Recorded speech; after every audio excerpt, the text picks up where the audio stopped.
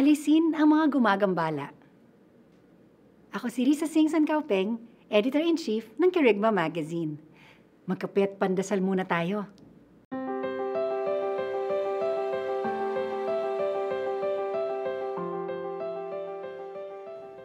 Isang tingin pa lang ng mga ekspertong tagapag-alaga ng ubas ay alam na nila kung malago ang bunga ng isang halaman. Kapag ang mga dahon nito ay makapal, alam niyang maliliit at hindi matamis ang ubas nito. Ngunit kapag tuyo ang mga dahon, masagana ang bunga ng ubas nito. Ibig sabihin, karamihan ng nakakapagpalusog ay pumupunta sa bunga imbis na sa dahon at sanga nito. Kaya importanteng pinuputol at binabawasan ng tagapag-alaga ang mga sanga ng puno. Ganyan din sa ating buhay.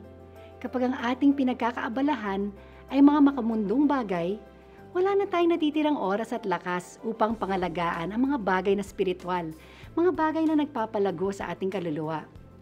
Dito natin makikita ang kahalagahan ng pag-aayuno, hindi lamang sa pagkain, ngunit lalo na sa mga gawain o bagay na gumagambala sa ating paglapit sa Panginoon. Sa unang 3 linggo ng Enero, gaano kadaming panahon ang ating ginugol para sa mga bagay na panlangit? Mayabong ba ang ating buhay sa mundo habang payat naman ang ating espiritu?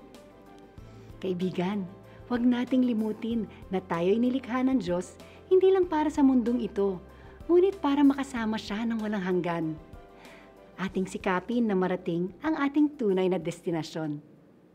Tayo magdasal. Jesus, tulungan niyo akong magbunga ng mabuti para sa inyo. Amen.